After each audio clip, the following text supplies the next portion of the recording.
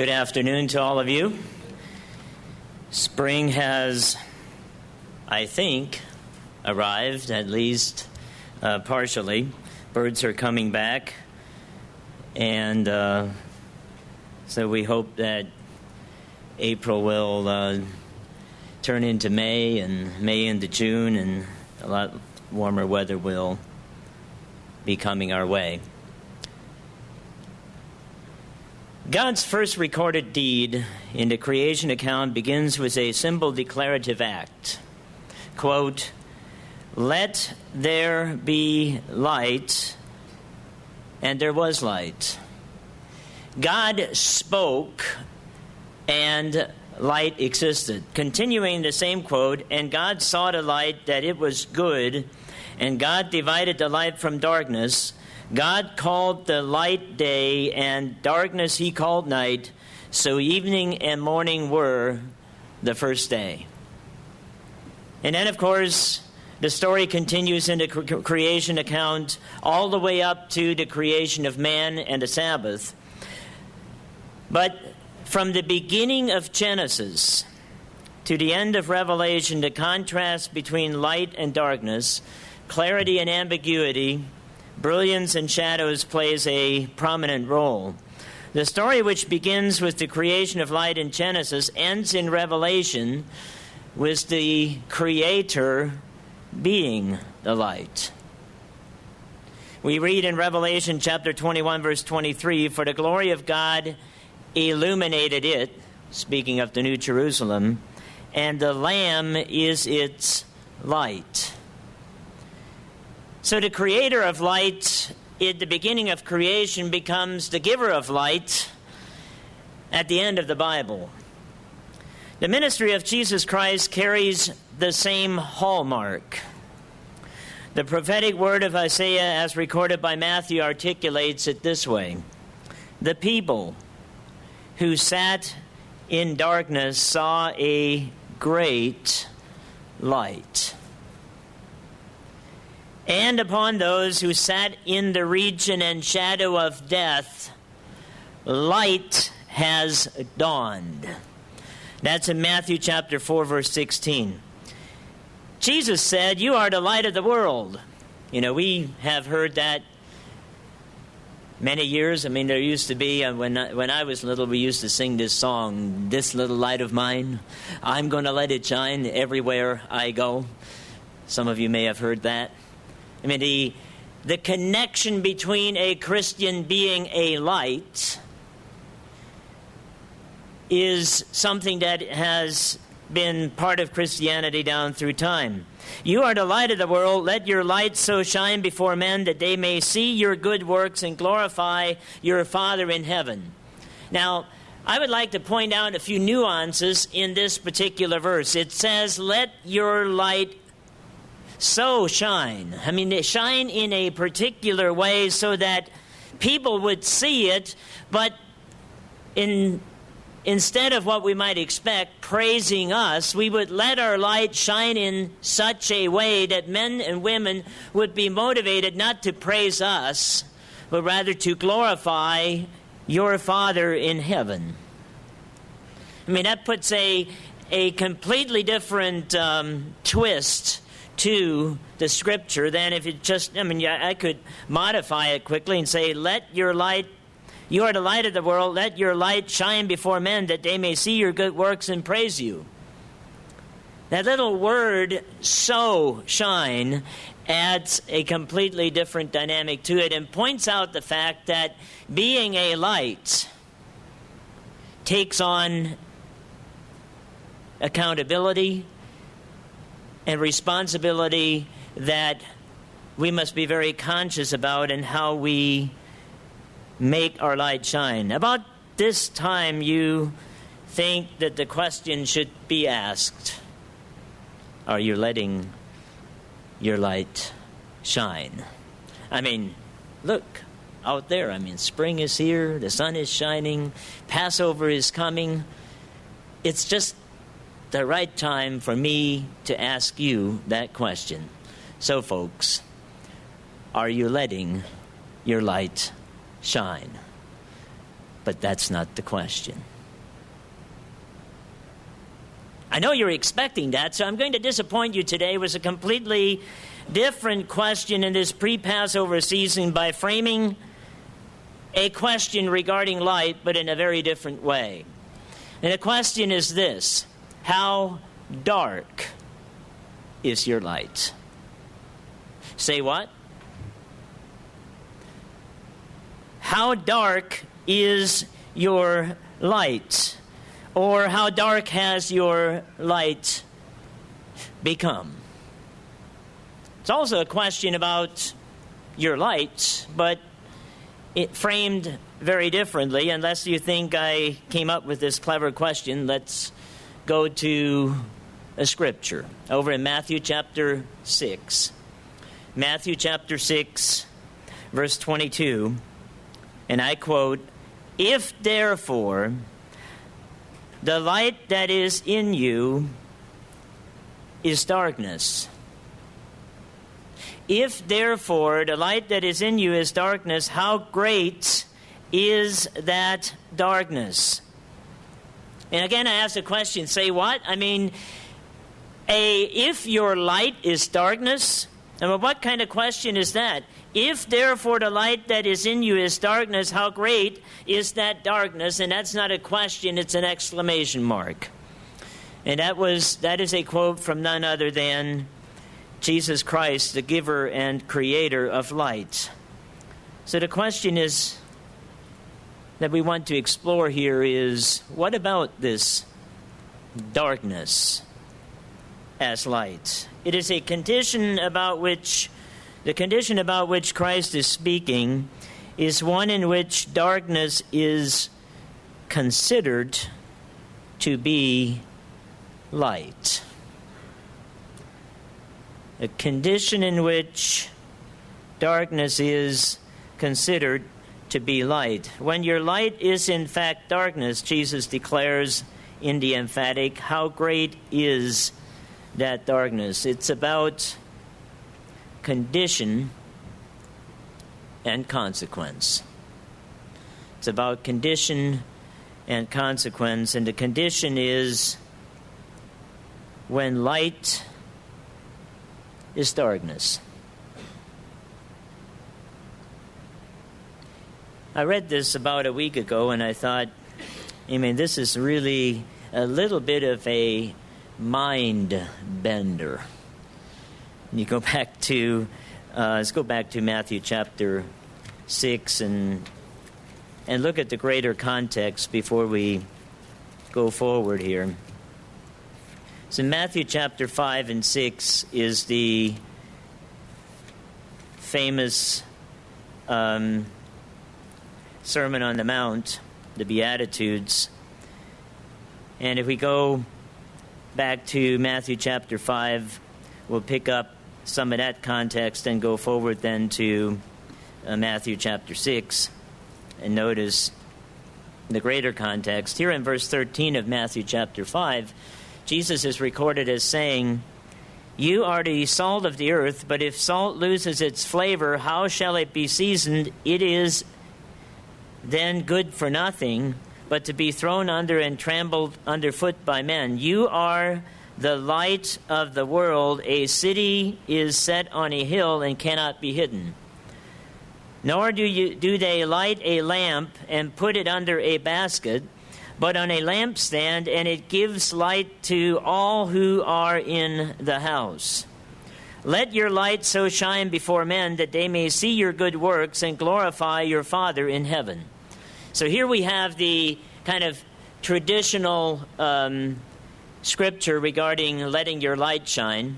This little light of mine, I will let it shine everywhere I go, is drawn from this particular passage. And then it goes on about murder beginning in the heart and adultery in the heart.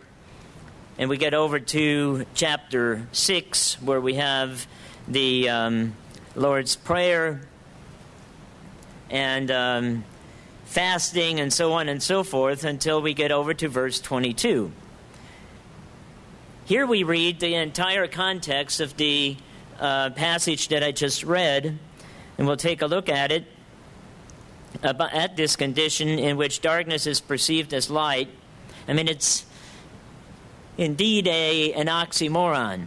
Light is darkness. How can that be, and what is the cause? So let's look at the context here.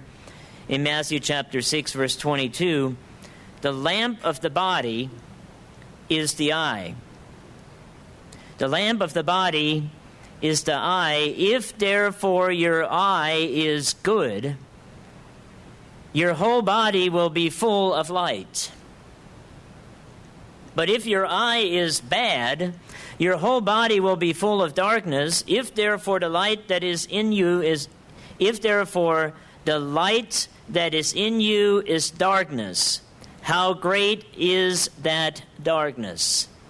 So if we look at the condition here and track it back to the cause, it is a problem of eyesight. It is a problem of perspective. It is a problem of misperceiving the situation in a manner that is inconsistent with the truth or the law of God, the law of God and truth are always consistent. And we can get ourselves into a situation, and our culture gets itself into a situation in which we look at something as being very positive, hence light, when in fact it is evil. It is a different way of saying, it is a different way of calling evil good by using the analogy that your light is darkness. And when that occurs, we're talking about some real darkness. Now, I know we're in the Passover season, so let's just kind of hold this thought and go back to Exodus. We'll go back to Exodus chapter 10 and take a look at a passage of Scripture. It's Exodus chapter 10, verses 21 through 23, and I'm going to be reading from the Holman Christian Standard Bible. Here we have the ninth plague. This was the plague that God gave Egypt right before the 10th plague, when he killed the firstborn, to finally bring Pharaoh to the point of letting his people go. In verse 21, then the Lord said to Moses, stretch out your hand toward heaven, and there will be darkness over the land of Egypt, a darkness that can be felt. We live in one sense, from a simple physical lighting standpoint, in a well-lit world. Even if you are out at night, there is light reflecting off many different things. You've got street lights, you've got the lights of towns, and if you're anywhere close to it, you always see some light. Even if you're out at night, you can see something. This is something very different. Here it was said that the darkness was such that it could be felt. So Moses stretched out his hand toward heaven, and there was thick darkness throughout the land of Egypt for 3 days. One person could not see another. Now, even if you are in a dark room with the blinds closed, and you get in there and you allow your eyes to adjust for a period of time, you're going to be able to see a little bit. This was very different. This was a great darkness. One person could not see another, even if they were next to each other. And for 3 days, they did not move from where they were. It was so dark that they couldn't move. Yet the Israelites had light where they lived. So we go back to the passage in Matthew chapter 6, in verse 22 and 23, where Jesus Christ is quoted as saying that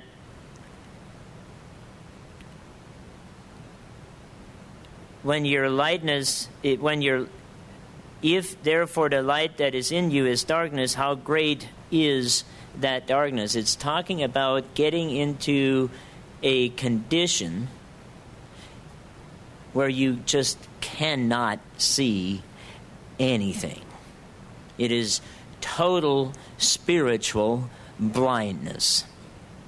And we see that all around us. I mean, the cause of the condition here, as I mentioned before, is a bad eye. I mean, you've heard the saying in baseball when a batter, correctly judges a bad ball, the coach will say what? Good eye. Good eye. You saw that this ball was not within the range to be hit. We should always have a good eye calibrated by the Word of God. Otherwise, we get ourselves into a condition that our current culture is in, where we see darkness as light.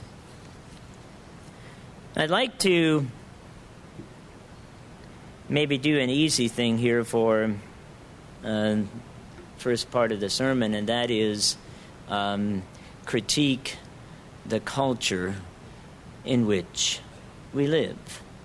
One of the examples of total abstract blindness is something that we now have, and you just need to be following the presidential cycle in order to see some of these things on how warped our culture has become. A woman's right to choose. Now that sounds so upbeat.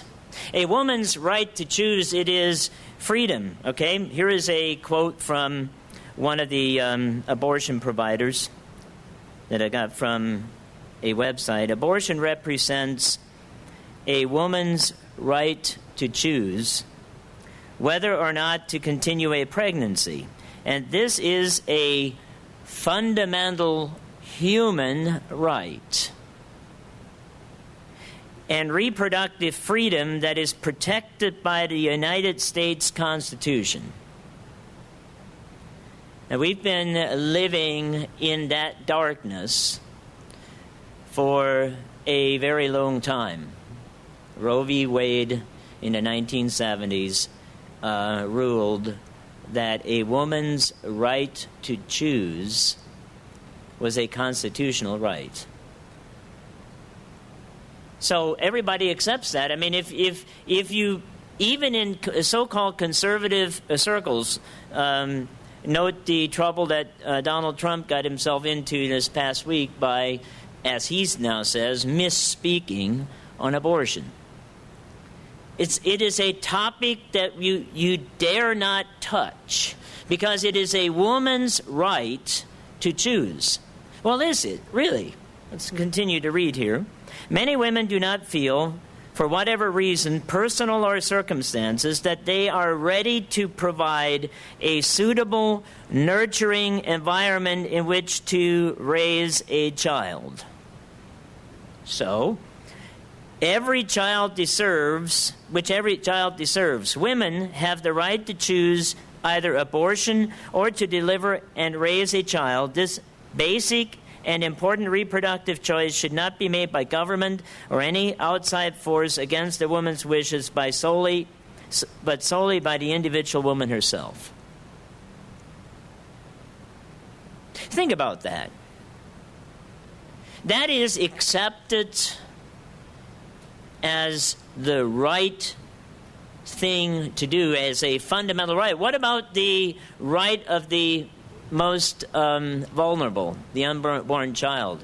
Now notice how this is framed. Contrary to anti-choice rhetoric. Okay, here's something that we must understand about our culture. One of the things that Satan from the very beginning has been able to do very effectively is framing darkness in terms that sound like light, that sound so positive. Let's take a look at it in Genesis chapter 3. Genesis chapter 3. Verse 1 says this, "Now the serpent was more cunning than any beast of the field which the Lord had made, and he said to the woman, Has God indeed said, You shall not eat of every tree of the garden? And the woman said to the serpent, We may eat of the fruit of the trees of the garden, but of the fruit of the tree which is in the midst of the garden, God has said, You shall not eat it, nor shall you touch it, lest you die. And the serpent said to the woman, You shall not surely die." I mean, this is just not true. I mean, this is not the way it is. I mean, God is, look at this. I mean, there's one tree that God is keeping from you. I mean, God's not being fair. We have in the politically correct society in which we live, the term that is used, and it's used, is called framing something. Putting it into a positive frame. So we see it here.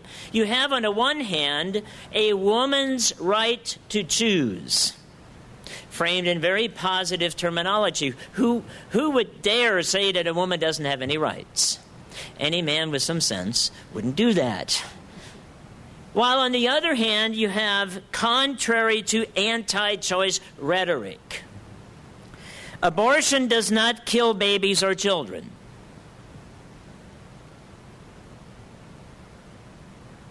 You see, the point I'm bringing this out and emphasizing simply for us to understand that living and being immersed in this society, we tend to we tend to think in terms that we hear all the time.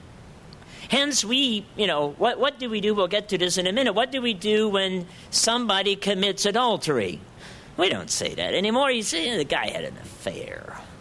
Or she had an affair. That sounds so much more positive. It's a woman's right to choose. It is not what we wouldn't want to say. She's killing her unborn child. Now, it's different, of course, when, here's the contradiction then. The contradiction in this rhetoric is that if someone kills a woman, and we've had court cases like this, that is pregnant, and you are drunk, you get convicted for manslaughter twice because two were killed. But if the same pregnancy had been terminated by a doctor under the woman's right to choose, it would have been a fetus instead of a person. And we are affected. We lose clarity. You see, this, if you look at the Bible, and that was the introduction that I gave, there is this huge gap. The first thing that God did was bring clarity and light to the confusion that existed after Satan destroyed the world prior to the quote-unquote recreation that we have recorded in Genesis chapter 1. He said, "Let there be light. Let it be clear. Let us be able to see the mess that Satan created." And he separated darkness and confusion from the truth and transparency of light. Continuing in his particular quote, "Contrary to anti-choice rhetoric, abortion does not kill babies or children. Abortion does not kill persons. Abortion is only performed before a person is formed and long before viability or consciousness, which is the ultimate determination of personhood." Now, this is the huge debate which, as you have the interesting thing is that you have science marching forward and giving us the ability to see and to understand more and more what life is like in the womb, and how how children in the womb can learn and do and see and experience things that carry on later into life. And it's becoming harder and harder to deny personhood early in the pregnancy. So, I mean, viability used to be, or is, I should say, one of the key factors in this debate. And viability means that the child suddenly becomes a person when it is at the age in term of pregnancy where it can be viable outside the mother's womb. Consciousness used to be part of the argument, but it's much more difficult to argue that because research shows that consciousness exists much earlier than what we used to think. Now let's put that aside and listen to a quote from a neurosurgeon and former presidential candidate who I think was a remarkably intelligent person and just a true gentleman, contrary to many of the others that are out there, Ben Carson. He's a neurosurgeon. The last time I checked, if you're a neurosurgeon, you may be a lot of things, but stupid isn't one of them. Here's what a neurosurgeon, a surgeon that studied neurology, says about this current issue. We've distorted things to the point. Again, we're talking about perspective. We're talking about vision. And the eyes are a prism through which light rays go. And if we have bad eyes, that becomes, our vision becomes blurred and distorted. And he's saying we have distorted things to the point where people believe that anyone who opposes mothers killing their babies is waging war on women. I think, based on recent news events, I think that is a very accurate assessment of the perspective of the populace in general, and I think, unfortunately, also in conservative circles. We have distorted things to the point where people believe that anyone who opposes mothers killing their babies is waging war on women. How can we be so foolish to believe such a thing? One must be able to recognize the depravity to which we have sunken as a society when valuing a baby's life is frowned upon. That's from a neurosurgeon that understands a thing or two about development. And I think he very accurately describes what happens when our light that we allow going through the prism of our perspective, in this case of the unborn, become in reality darkness. How great is that darkness, Jesus said. When we get to the point, as he said, that we believe that opposing mothers killing their babies is opposing or waging war on women. Let's take a look at a couple of scriptures in this regard. Exodus chapter 21. Exodus chapter 21.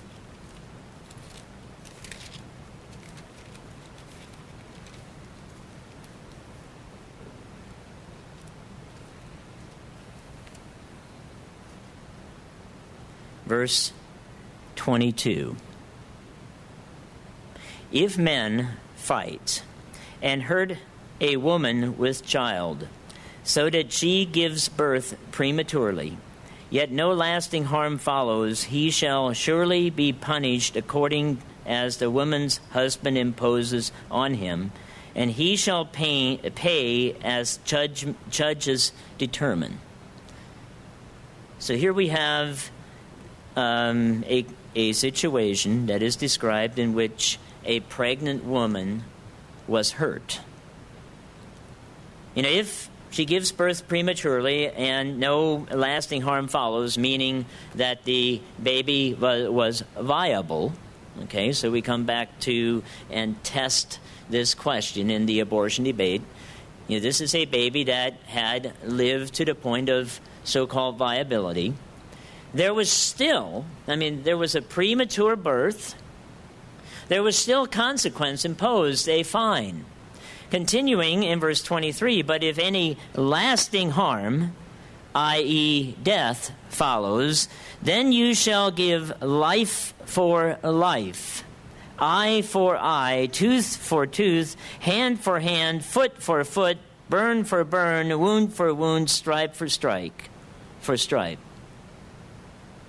So clearly here you have the inference that if the baby dies, it's life for life, as it was in the Old Testament. You kill somebody, the punishment is capital. This is a very different perspective. This is a very different perspective than what we just read. Let's go over to Jeremiah chapter 1, and this is the right perspective. And my concern is always that we continue to become conditioned by that which we see in society, and it becomes acceptable. I remember, back in the 70s, I was just very young at the time, and I remember my grandparents speaking in hushed tones to my parents about writing postcards to the Supreme Court, because they didn't think I heard what this was all about. But that just makes a conversation really interesting when you're a young boy and Grandma and Grandpa are talking to your parents in hushed tones. That you really know that you want to find out, so you kind of lean over. And that tells you something about human nature. I was talking to a guy yesterday, was one of our partners in Germany, about a guy that wants to come to the United States. And we're looking at possibly hiring him. And the HR manager made a very astute observation. He said, I can't tell him he's not allowed, because if I do, that'll only make him want it even more. That is human nature inspired by Satan. If somebody tells you, especially God, that you can't or shouldn't do something, that just makes, as he said, makes you want it more. Let's take a look at Jeremiah chapter 1. Jeremiah chapter 1.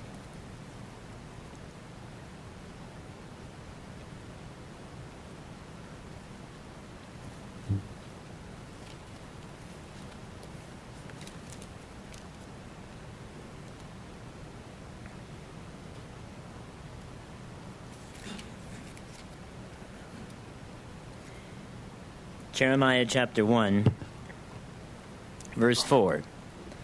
Here's at the very beginning and the introduction of the book of Jeremiah, the prophet being called. Then the word of the Lord came to me, saying, before I formed you in the womb,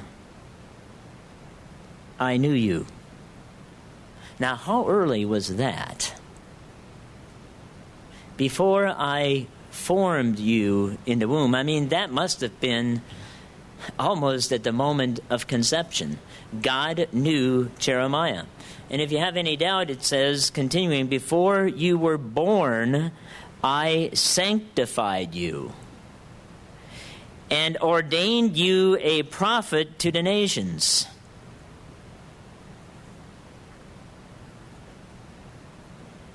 Brethren, if we look at the words of Scripture, and there are many more, on this particular topic, it is clear that personhood, according to God, in this case, in the context of Jeremiah, starts at conception. But that's not the perspective of our culture. It costs you votes. Ben Carson, who so clearly, I think, articulated both the state of our culture on that particular topic as well as the depravity it represents, didn't do so well in a presidential cycle. Of course, he, to his credit, said on many occasions that, it's for him it's not a popularity contest. Galatians chapter 1. Galatians chapter 1.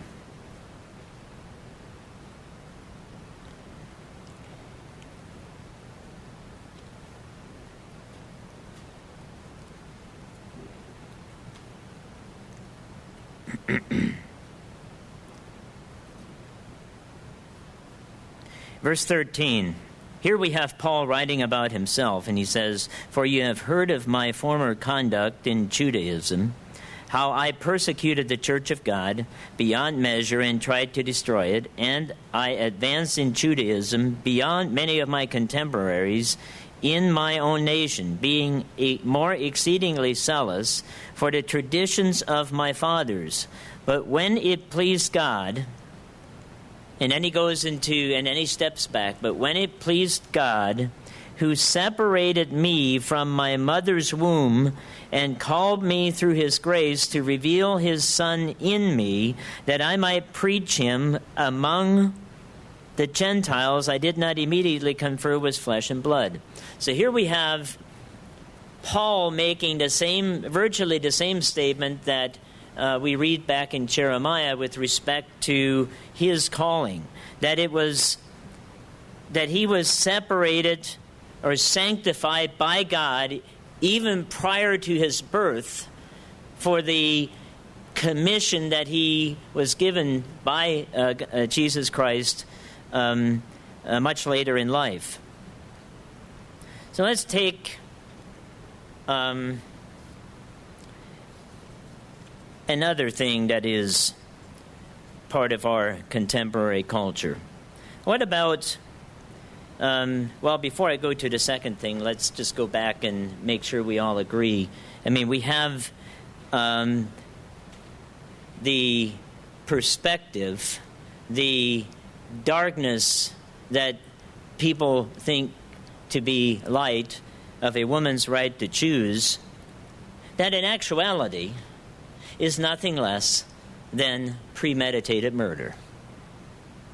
Now, I mean, that's just that doesn't mean it can't be forgiven. That doesn't mean that it is a more heinous sin than some other things. It simply means that we, in order to get beyond it, we have to do what you have to do with all sin, and that is repent, change, and ask for God's grace and forgiveness. But calling it something that it is not, we can call darkness light all we want. It doesn't change the fact that it is still darkness. It only masks us from realizing the depravity to which we have fallen. Second thing that is going on in our current culture is same-sex marriage. That has been a huge topic over the last several years and continues to be, and continues to make inroads and touch people that you all know. Because now what was hidden in darkness has, as they have put it, come out of the closet and is now no longer just an alternative lifestyle that is accepted, it has now become, as Roe v. Wade, a constitutional right. Now, if you go back to the framers of the Constitution and the people that wrote it, they would be, I think, completely amazed at the absurd conclusions that people have come to in creating rights that never existed. But it is a great darkness that will have consequence. But here is a quote from Elizabeth Gilbert, and it's from a book called Committed, A Skeptic Makes Peace with Marriage. And she writes with a little bit of sarcasm, but this is the quote. "Still, it is true that many same-sex couples want nothing more than join society as fully integrated, socially responsible, family-centered, tax-paying, little league coaching, nation-serving, respectable married citizens." I think that's a true statement. That's what they want. They want their lifestyle to be what it now is, fully acceptable, not just an acceptable alternative, but rather a constitutional right. That doesn't make it right. That doesn't make it less of a depravity than the Bible describes it to be. Continuing, so why not welcome them in why not recruit them by the van load to sweep in on heroic wings and save the flagging and battered old institution of matrimony from a bunch of apathetic, never-do-well heterosexual deadbeats like me? Like I said, she writes with a taint of sarcasm, but I think she makes a point. One of the reasons I believe, and this is John Miller's opinion, that we have gotten to where we are at with this is because the Christian community did not stand tall at appropriate junctures over the last 50 years and say, no, we do not accept the fact that we no longer can pray in school. My dad went to public school and remembers, as I've told you many times before, opening with prayer and reading from the book of Psalms every morning as a young man in public school. That is completely unthinkable today. But we did nothing. The people who should have said no, but we won't accept that, did nothing. So today, while you can't utter the name Jesus in public school, they are making provisions so that Muslims can pray 3 times a day in the same school. The same thing is true. I mean, when you had the issue on abortion, when you have divorce and remarriage that is rampant, and the sexual revolution, the people who should have said a no didn't, because we had the wrong perspective. We did not stand tall when it was still legal to do so. And now we have the situation in which we find ourselves. We did not. See, here is just a couple of observations. The gay community is very passionate about their lifestyle. They have come out of the closet. And they're very passionate about seeking their rights. They're not bashful. They go to the street. They protest.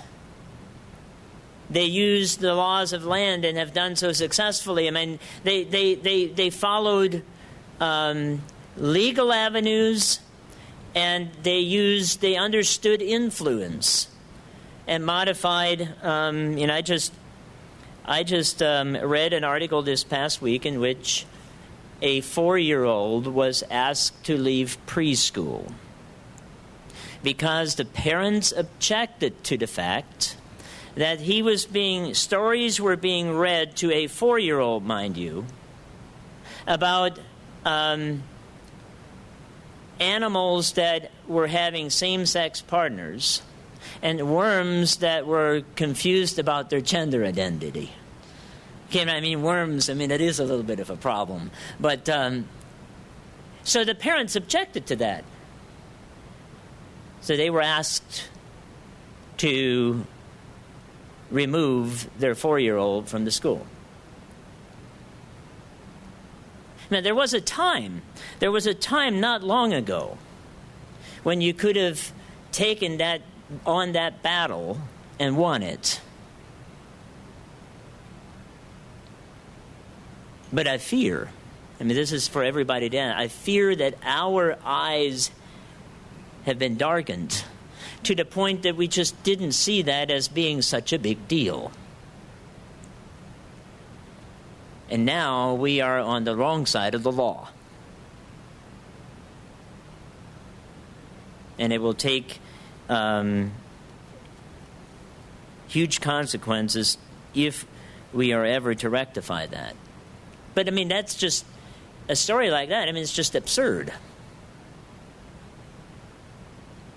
You have parents today, further abdicating their God-given responsibility to train a child with values, saying that they use gender-neutral pronouns with their kids because they don't want to teach them that they're a boy or a girl. They want to let them grow up and decide whether they're a boy or girl.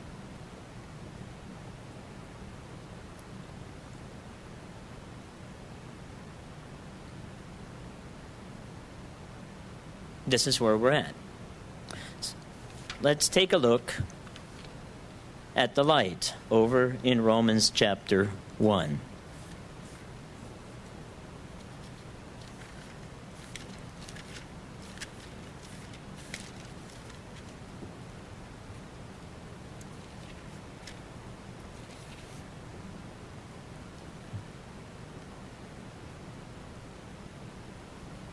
Verse 18.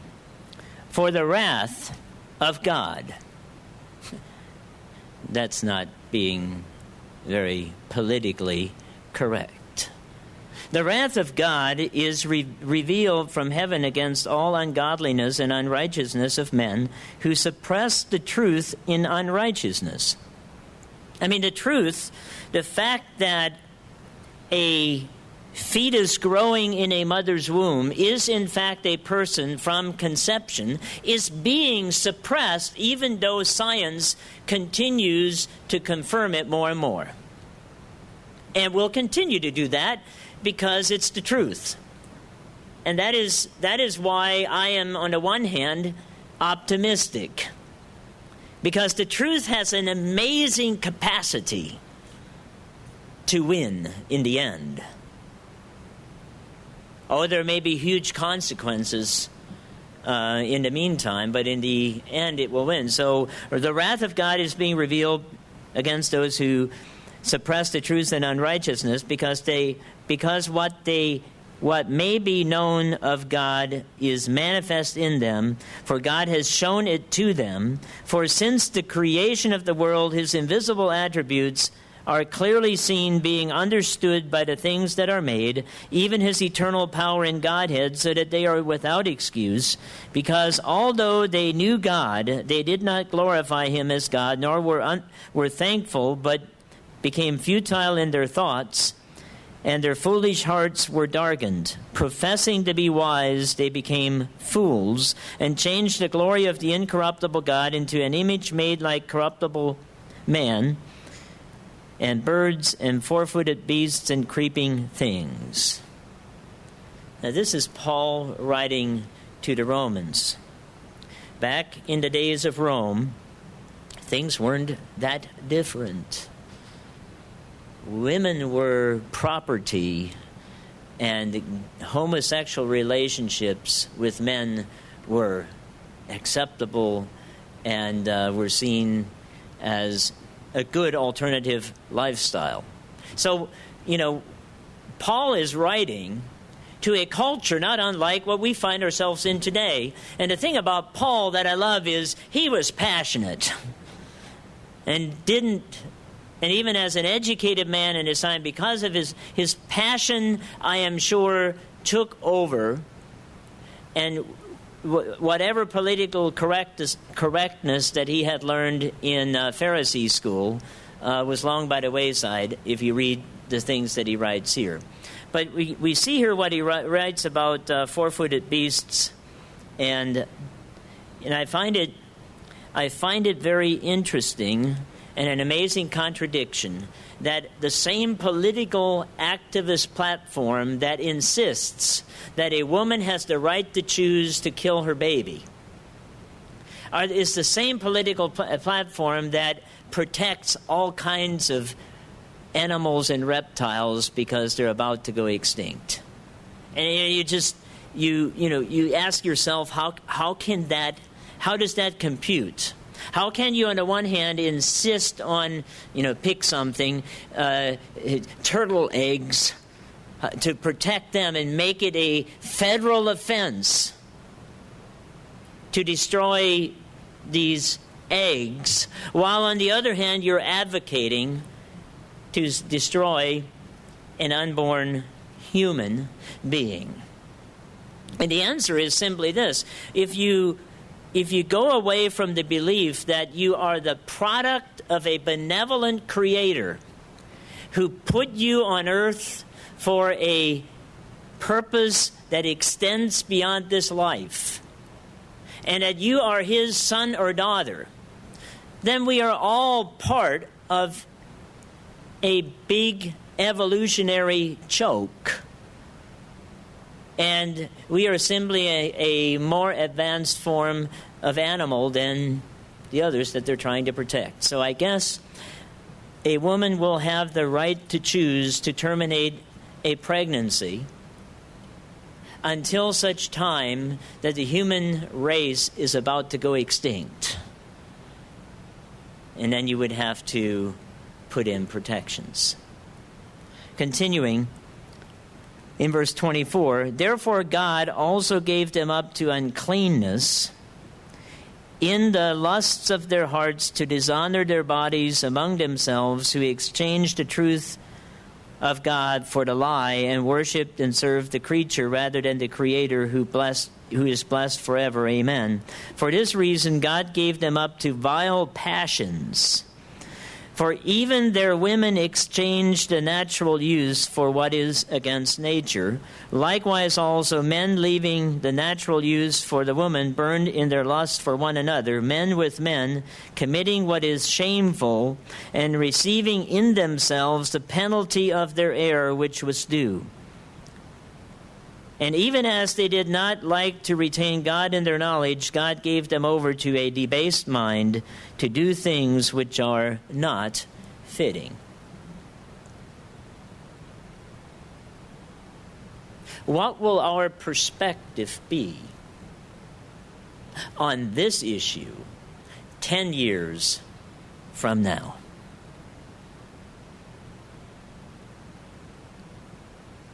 When you have family members, when you have people that that become integrated into the society,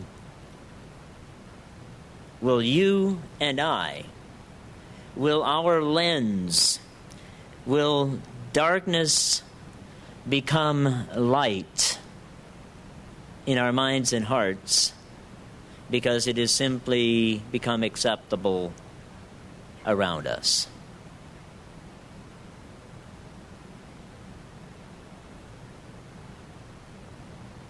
Let's go to the next one.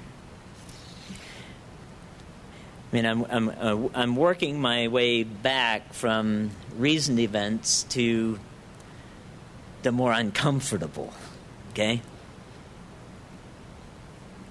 You know, we got here, as I mentioned earlier, in part of a progression of events going back to, in particular, the 60s. So the next thing has to do with the sexual revolution in which wonderful freedoms were created because you could now have sex without consequence.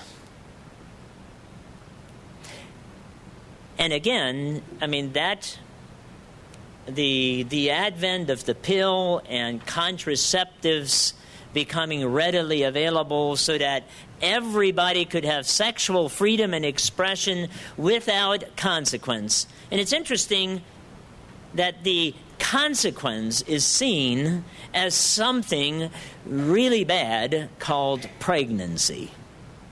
The creation of another human being is the negative consequence of this newfound freedom that is seen as a big step forward in the 60s, and to a certain, to what extent have we all embraced that? That's really the question. I mean, again, we are where we are at today because people who should have known better did nothing about it.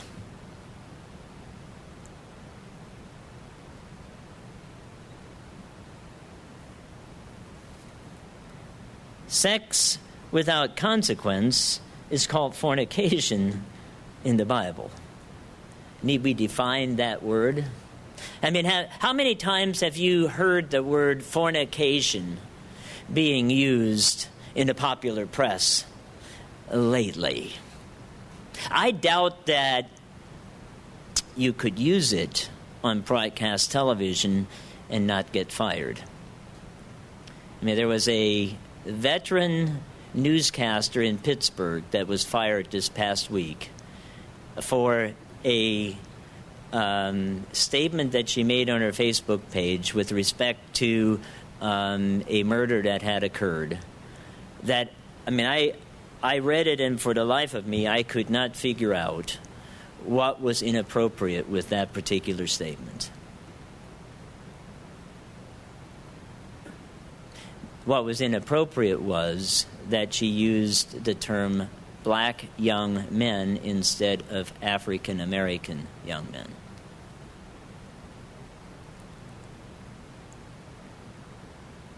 Her employer fired her. Such is the statement of freedom of speech. Fornication? You know, it is considered acceptable today that everybody has sex before marriage. That's just, we educate our youth on how to do it without consequence. Except that you can't. I mean, you can prevent the pregnancy, but you cannot prevent the consequence. Because it affects the mind and the heart and the psychology going forward for years to come, unless it is dealt with professionally. It will inhibit that person's ability to have relationships that are stable and permanent for their entire life. That is a well-established fact, proven scientifically by unbiased studies that have the courage to look at it. I mean, we had mentioned earlier, and I'll just cite it here in the same context, the same thing is the whole having an affair. It sounds so much better. Now, you know, back in my deprived childhood, we were all shocked when in our little town, I mean, I guess it was a little bit like, what is the guy's name? Andy Griffiths. Yeah, I kind of grew up in a town like that. And we suffered our first divorce because the man had, we didn't know the word affair, he had committed adultery. And we were all horrified by it. Today, it is no longer a big deal. Move on to the next one. And I mean, the internet has facilitated it even more because, websites are rampant, facilitating people, setting up people for married people who want to have an affair. What is our perspective? Where do we stand on that issue?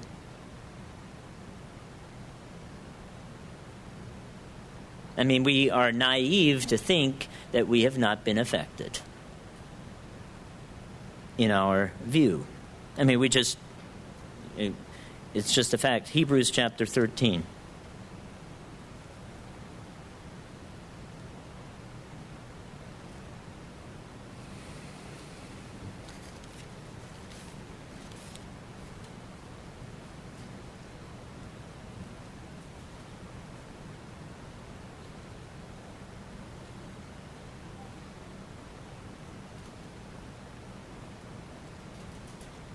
Hebrews chapter 13, I'm going to begin in verse 1 and then just read it. Let brotherly love continue. Do not forget to entertain strangers, for by doing so, some have unwittingly entertained angels. Remember the prisoners as if chained with them, and those who are mistreated, since you yourselves are in the body also. And then this is almost a contextual shift. Marriage is honorable among all, and the bed undefiled, but fornicators and adulterers I will judge. No, Paul says God will judge. We can go ahead and play the mind games that happen. This, that, and the other, all kinds of excuses that are made, but we cannot escape God's judgment. I mean, we can. I remember well when I was at Ambassador College, and I think it was Mr. Thompson. It was Mr. Thompson at the time that was teaching fundamentals of belief. So we went through all the different doctrines of the church down through time, and we got to the whole divorce and remarriage section, and that's a hot potato. It was a hot potato back then. It isn't even it's either an even more hot potato today, or perhaps it is cooled to the point where we've just kind of accepted it. And he went through the church's teaching, which is well documented and on our website on divorce and remarriage. And students raised their hand and said, well, but back in my congregation, we have, and then they would describe the situation. And Mr. Thompson patiently listened to the story in this angle and that angle, because what they were describing that they had experienced was very different from what the doctrine that was laid out. And he gave an answer that really sat me down. There are certain things that I remember in classes, and this was one of them. I remember where I was sitting, in which classroom, when he said it. And he said, well, let me tell you something. He said, you might be able to deceive yourself. You might be able to rationalize it. You may be able to convince your pastor, and you may be even able to fool headquarters. But let me promise you one thing. There's one person you're not going to fool. His name is Jesus Christ. And he went back to this particular scripture. I mean, there was another thing I've mentioned to you. I remember where I was sitting in the field house in Big Sandy when Dr. Ward said all liars are thieves and all thieves are liars. And, that is the truth. And it just keeps coming back, and I experience it and have to deal with it again and again and again. Just this week, we're in the process of dealing with liars and thieves. They're both from the same cloth. Let's go back to Exodus chapter 20, because I want to address one more thing, and then we'll ask a question. Exodus chapter 20. Here we have defined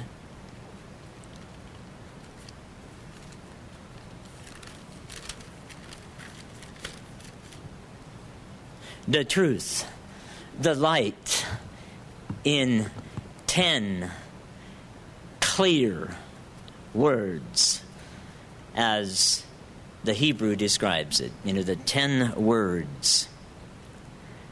We have remembered a Sabbath day, which is near and dear to all of us. But in verse 15, it says, "You shall not steal." You shall not steal. I mean, what about and again, we go back to, it's so easy to criticize contemporary culture, particularly if it involves politics. I mean, it's just, we have now something called redistribution of wealth. Redistribution of wealth, I mean, it sounds so positive. I mean, you've got all these rich people who have so much and have accumulated increasing wealth, and you have all these poor people, and you want to redistribute it. I mean, the one thing that has frustrated me over a number of years is in every election cycle, the lie is told that the rich do not pay taxes. I mean, nothing could be further from the truth. If you look at the statistics, the bulk of the federal income tax is paid by the top 5%. I mean, an overwhelming majority of the tax bill is paid. And then there are nearly 50% that pay nothing. Now, we can have a discussion. We should have a debate, perhaps, that is equitable. But don't go promulgating the lie that the rich don't pay any taxes. It's just not true. It's just not true. But guess what? This year, in this presidential cycle, we've got one candidate who is very candid about it. And I respect that. I mean, Bernie Sanders is very truthful about this. He says, I'm going to raise taxes for everybody and redistribute it. Now, I mean, and that is getting a lot of acceptance. But is that, right? Is that what God had in mind? The answer is no. I mean, God had a very simple formula of taxation. 10% for everybody. And the amazing thing was that 10% paid for the civil and religious administration of his entire country. I mean, it was the most efficient form of taxation that ever existed. That is the light. That is the kingdom of God to come. That is what we have to look forward to. But that's not where we're at today. If you look at your complete tax load that individuals pay, I mean, just... Well, let me give you a quick story. We have, as you know, a couple of Germans that are working for us. And in one particular case, he transferred employment from Germany to the United States last year. He spent more time in the United States last year than in Germany, hence he's going to get taxed in the U.S. So he came to me and gave me his German, quote-unquote, W-2 form to take to the tax accountant to do his taxes here. And it was without disclosing the amounts, let's just say that taxes here are extremely low. And in addition to that, in Germany you have a 19% sales tax. Now, I can disclose this to you. When I lived over there as a married man with 2 children, roughly half of my paycheck is what I got to take home. So after you give half of it to the government to pay for all the bureaucracy, you then take the other half to go out and purchase things, of which 19% of it is going to go to sales tax. That is theft. But we have come to see it, and millions of people see it as light. You know, I'm going to get a college education for free. You know, they're going to give all these things to me. Isn't that wonderful?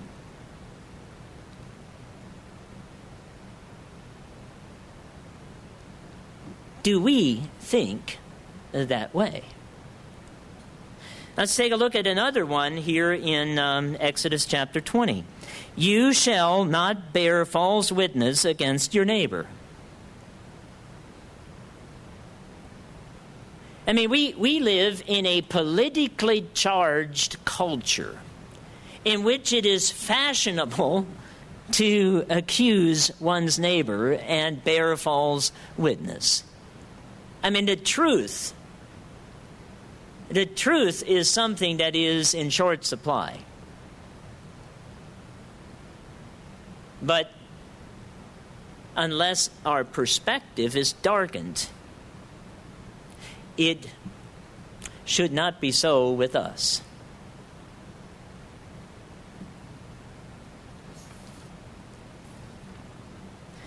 So let's conclude with 2 scriptures. The first one is over in 1 John chapter 1.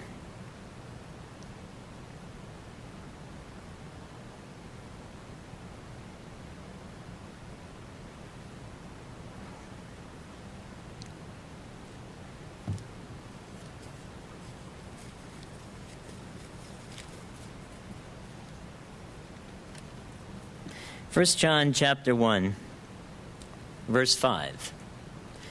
This is the message which we have heard from him and declare to you, that God is light, and in him is no darkness at all.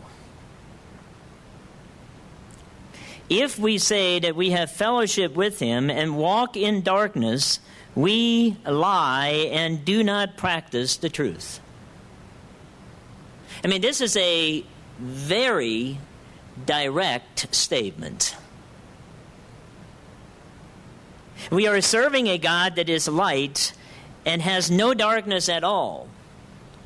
And if we say that we have fellowship with him and walk in darkness, we lie and do not practice the truth. But if we walk, in the light, as he is in the light, we have fellowship with one another, and the blood of Jesus Christ, his Son, cleanses us from all sin. So you have clarity, you have understanding, you have truth. And I challenge us all as we, go towards Passover to ask the question. We have a church culture as well in which we put as we should. As we should, I repeat, as we should, on the Sabbath, the holy days, and the truth of God as we understand it, and I believe very correctly. But we have, I believe, a tendency to focus on that, and by just our humanness, become involved and engrossed in other aspects of our culture that are equally as bad as breaking the Sabbath, as not keeping the holy days, and I'm so proud of the truth that I know. but walk in darkness in other areas. Continuing, if we say that we have no sin, we deceive ourselves and the truth is not in us. If we confess our sins, he is faithful and just to forgive us our sins and to cleanse us from all unrighteousness. I mean, that's what the Passover is all about, right? I mean, the Passover makes possible the path to salvation that the holy days so systematically reveal. So back to the question when we began. How dark is your light? I don't know. That's a question for all of us to answer as we examine ourselves before Passover.